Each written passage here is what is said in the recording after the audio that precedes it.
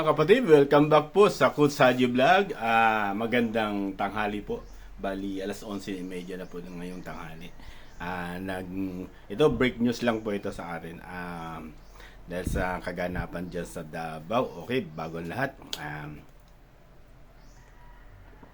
Okay, magandang gabi po sa mga kultura na gabi ngayon o tanghali. Magandang tanghali. Dito sa amin Pilipinas ay tanghali na po, 11:20 ng umaga. Okay? God bless po sa lahat, sa mga nag-subscribe, thank you. Sa mga nag-comment, thank you. Sa mga nag-like, thank you. Sobrang na-appreciate ko po. Ito ang ating outfit. Medyo mainit po kasi, di ba? Ayan, medyo pakita tayo ng konti para hindi ganong kainitan. Okay? Cool na cool. Okay? Ang tatalakayan po natin yung kaganapan dyan sa KOGC ng diyan sa Kingdom nung nilusob ng pinadala ng mga armado, pinadala ng CIGD, yan, yung mga tropa ng sa Maynila ata galing yan, yung tropa niyan na may kasamang SAP ata, special, di ba? Force ng hindi, ang nakakuha ko lang doon, napansin ko, di ba? Parang overkill, di ba? Overkill yung Oo, bagamat may aarestuin kasi warrant of arrest yan. Okay. Sige, yan po ang tatalakayan bago ang lahat. God bless po sa lahat. Sana mabigyan natin ng opinion. Base lang po sa napanood ko po kanina o kagabi napanood natin nung madaling araw po. Kanina madaling araw. Ang nakalagay sa nata alas 3 pero nandun nata alas 4, 5 G's kaya ata nandun. Nasa front na ng gate ng Kingdom yung mga tropa ng CIDG. Okay?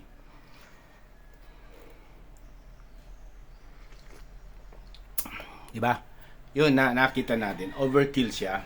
Bakit? Isang tao lang naman yung Bagamat yung niya may warrant. Pero tingin ko parang hindi naman ganong dapat kalaki. Hindi naman ganong nakakuan siya. Tinatawag na naka full battle gear yung mga pumunta doon. Yung mga naka-uniform kulay blue, CIDG, parang mas normal siya siguro doon sa mga ganong klaseng mga tropa na pupunta doon kasi hindi siya nagkokos ng attention ng iba. Nagiging siya kasi almost daanan lang siya ng at saka malapit lang sa airport siya ata yung KOGC na yan.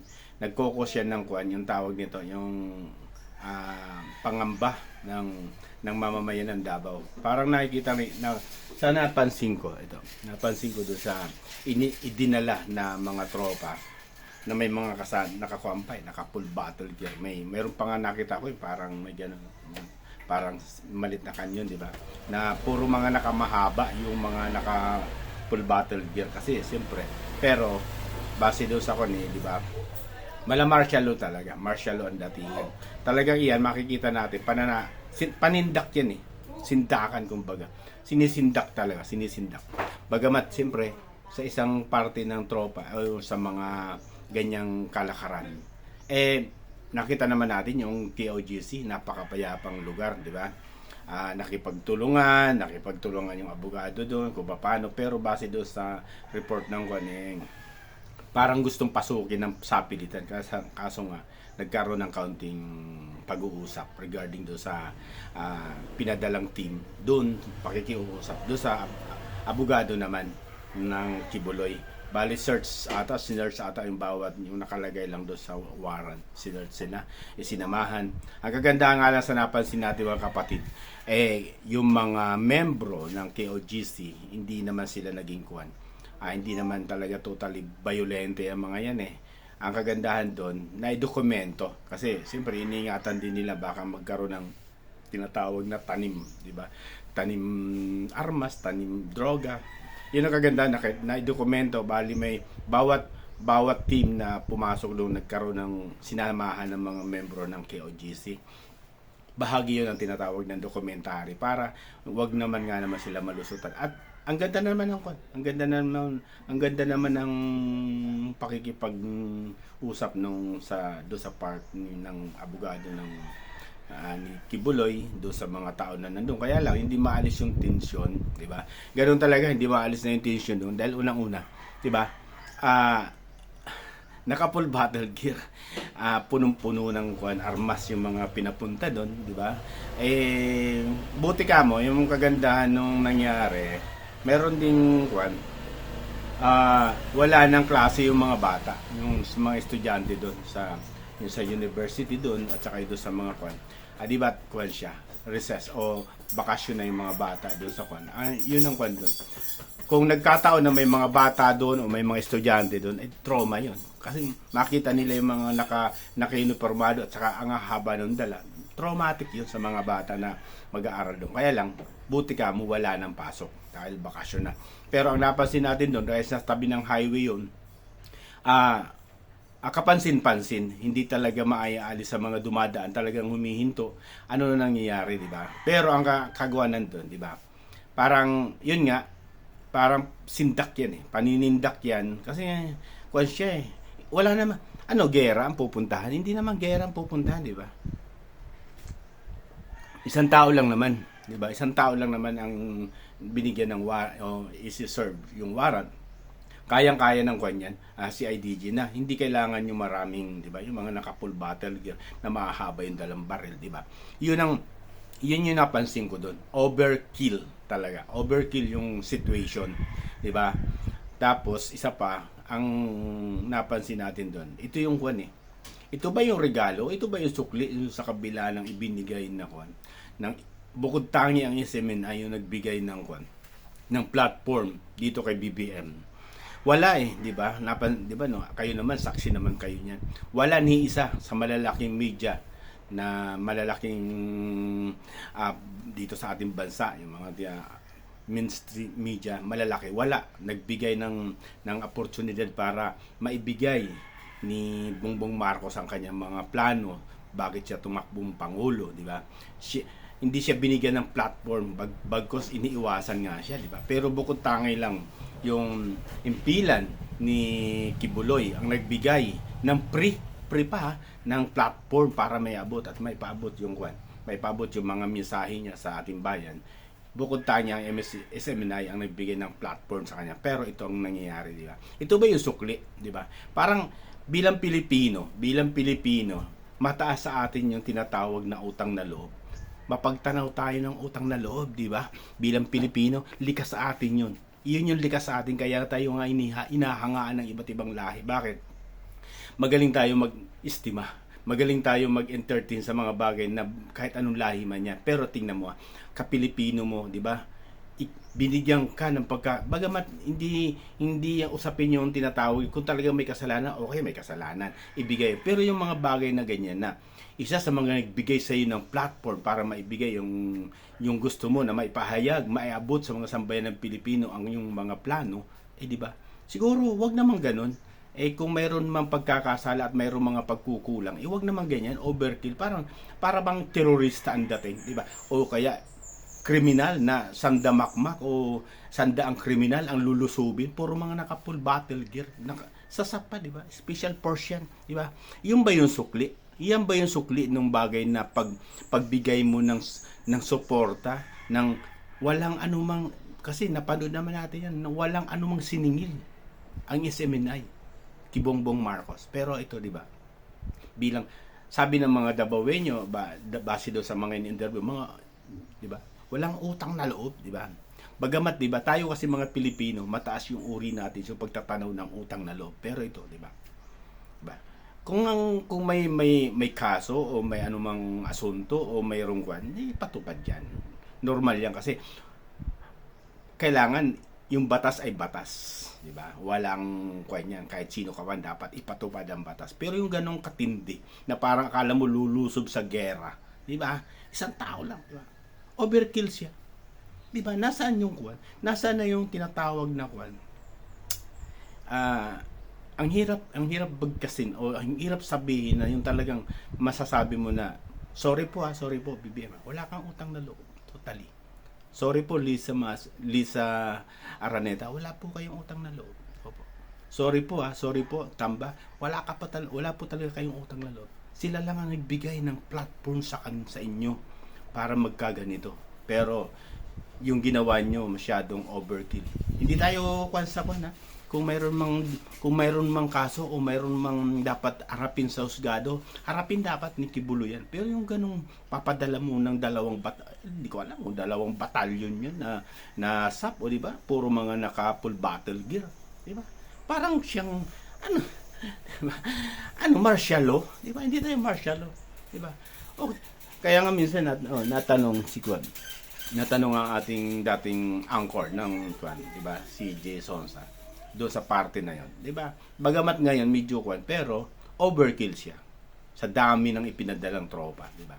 Siguro po pwede na siguro Kwan diyan, yung si IDG, kaya na lang handle yan yung pagse-serve ng Kwan, ng warrant, tapos yun sa i-search na bawat nakapaloob doon sa warrant, kaya na lang si IDG yun.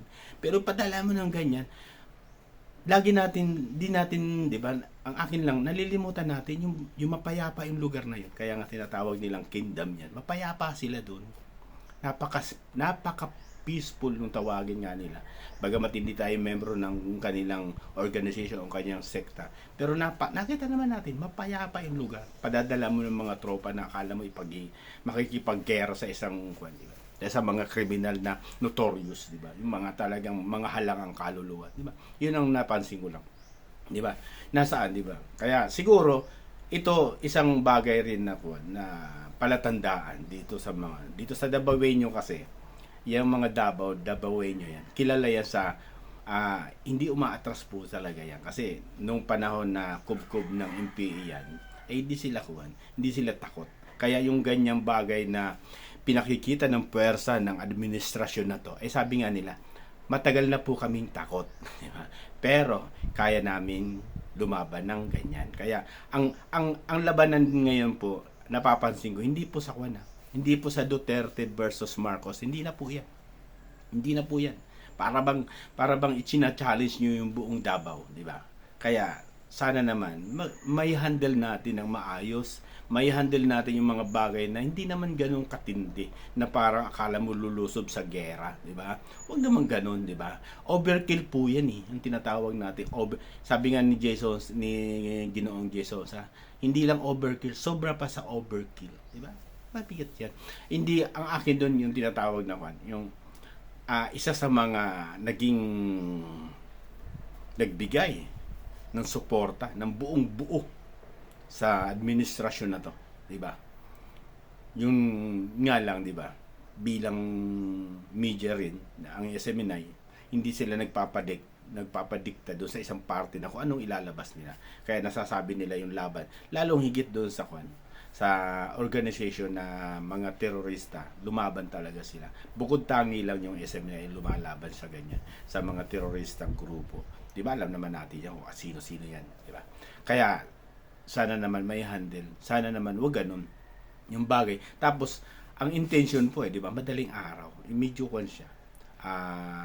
Kahina-hinala. May gusto talaga silang gawin na puwersahan. Kaya lang, di ba? Siguro na nadala doon sa pero talaga may pagtatangka halos lahat napanood kanina nung una parang gusto nilang ganun yung may pagtatangka na puwersahin pero dahil nga doon sa pakikipagnegosasyon at saka doon sa tinatawag na administrator ng KOJC sa pangunan ng dating presidente Duterte yun parang sige papasukin nyo kaya nilista lahat ng mga group by team kaya napansin natin yun lang ang isa sa mga napansin natin talagang overkill po huwag naman sana ganon isa sa mga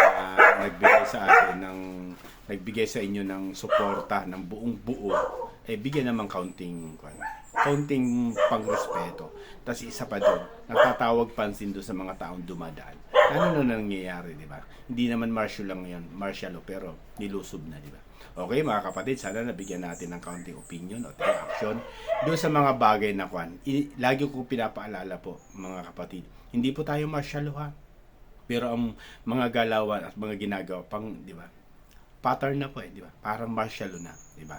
Hindi lang talaga silent parang walang deklarasyon pero yun, di ba?